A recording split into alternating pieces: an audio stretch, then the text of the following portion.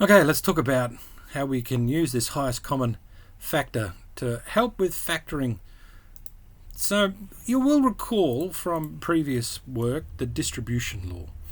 Now we can distribute things that are outside a pair of brackets, right? We have, here's just an example. We've got a factorized form. We've got 5 outside of x plus 2. Now we know that we can, because of the distributive law, we can multiply what's inside the brackets by what's outside of the brackets. And we end up with what's known as the expanded form.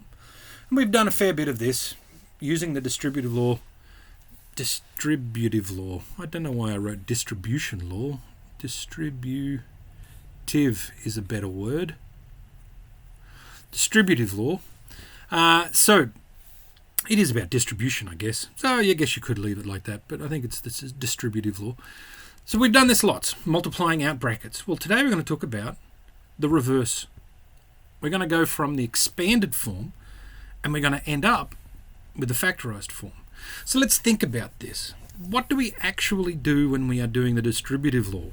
Okay, we are taking a pair of brackets, parentheses, and we are making them disappear. They're gone.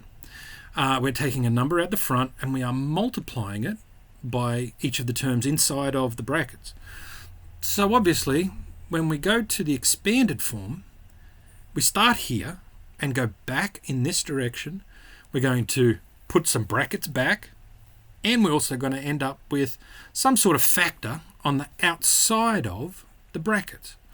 Okay, so let's talk about the process of actually using our understanding of the distributive law to go backwards, to work backwards. All right. So for factoring, there's a couple of steps. The first step is that we need to find the highest common factor of all of the terms that we're dealing with. Once we have the highest common factor, we will end up writing that factor down in front of a new pair of parentheses, the brackets, because we end up, whenever we're factorizing, making brackets. We then divide each term that we have by that highest common factor. Okay, so we will start with 12x minus 18. Now, I've already got the highest common factor there. It's pretty simple. It's a 6. Okay, so if I take 6 and I divide that into 12x, I'm just going to have 2x left, right? And I can do that. Here, look, 12x divided by 6, well, 6 will divide into 12 and leave 2, and I'm just going to have 2x. 18 divided by 6 will be 3.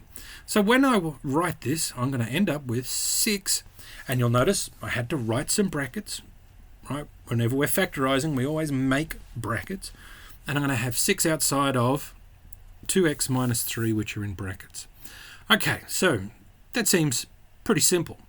So what happens then if we are dealing with more of these like non-numerical numbers? What if we've just got these unknowns? Well, here I've got f to the power of 3 plus f to the power of 9. Now, just as an aside, we know that we can add things that are the same bases and the same, but in this instance here, we're not going to worry about doing anything like that. We are just going to, we can't actually add these, they're different things.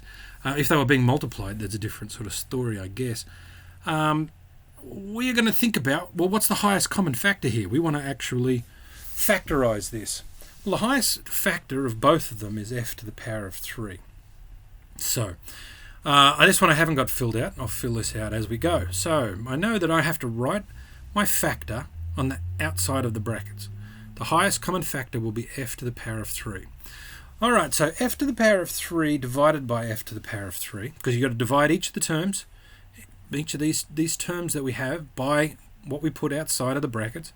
F to the power of 3 divided by f to the power of 3 will just be 1. Plus, well, f to the power of 9 divided by f to the power of 3 will be f to the power of 6. Again, I'll quickly just scroll over here so that you can see what I'm doing. So f to the power of 9 over f to the power of 6 really means f to the power of 9 take... Oh, I'm not dividing by f to the power of 6. I'm dividing by f to the power of 3. It'll be 9 minus 3, which will be f to the power of 6. That's another one of those index laws that we've talked about in the past. Okay, and then that's it. This is my factorized form. Okay, so I've gone from my expanded form to my factorized form.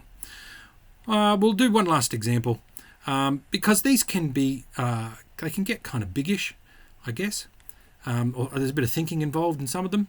All right, so here I've got a trinomial. There's the 3 parts to this, right? This works for any polynomial. If you're finding the highest common factor, you would have to find a factor that goes into all of the terms. You could have 4, 5, however many. You would need to find something that's not 1. 1 is not a great common factor when you're looking at things like this. Okay, so here I've picked out a highest common factor of 2x, and I can see that 2x will divide into all of these different terms. This one I have to be a little bit careful of because I've got a negative in here. I've got a minus and a minus as well. So let's just go with what we've got. All right, so negative 12x cubed divided by 2x. Well, if I'm dividing a negative by a positive, my answer will be negative. 12 divided by 2, so we do the numbers first, well, that will just be 6. X to the power of 3 divided by x will be x squared. Okay, so next one, plus 10, positive 10x squared divided by 2x. Well, that will just end up being 5x. And then 2x divided, negative 2x divided by 2x, that'll just be negative 1. That's all that I'll have left. Okay, so I've done that. And it worked, and that's okay. And you'll notice that all of the signs, negative here, positive here, negative here, negative here, the signs didn't change because I took out a factor that was positive. Okay. However, this trinomial here, this bit inside the brackets, the fact that it starts with a negative will make things trickier for us in the future. We really don't want to have negatives out the front. That is something that will be a problem. So what if, when I factored this, what if I took a highest common factor of negative 2x? Well, what do I end up with? Well, let's do that. So I'm going to do this again, but this time I'm going to use a factor of negative 2x. So once again, I'll need to divide each of my terms by my factor that's out the front. All right, so what will negative 12x cubed divided by negative 2x be? I might even make a little note of that just so you can see what's happening for this one. Negative 12x cubed divided by negative 2x. Well, my negative 2 and my negative 12 divide into each other, and a negative divided by a negative will leave me with a positive, and I will have 6. The x divides into the x cubed and just leaves me x squared. So my final answer will be 6x squared. So I'll write that in, 6x squared. Okay, well, I'm okay with that one. We might clear a little space over here and we'll do the next term. All right, so we've got 10x squared being divided by negative 2x. Well, I know that if I've got a positive and I'm dividing by a negative, I'm going to end up with a negative. So negative 2 goes into 10 and leaves me negative 5. The x will divide out this squared and just leave me an x. So I'm going to end up with a negative 5x. So I'll go minus 5x. And the last one is, I'm going to clear this one out. I've got negative 2x divided by negative 2x. And that whole thing will cancel out and just leave me 1 over 1, and 1 divided by 1 is 1. Positive 1 plus 1.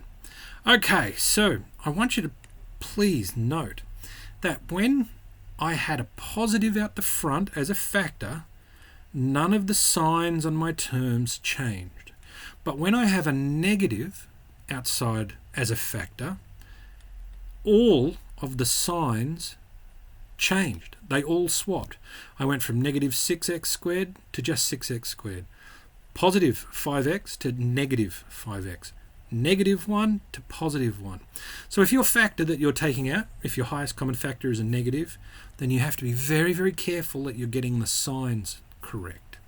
Okay, so that's how we can use that highest common factor to actually take out factors and factorize expanded form of trinomials, whatever polynomial that we're dealing with.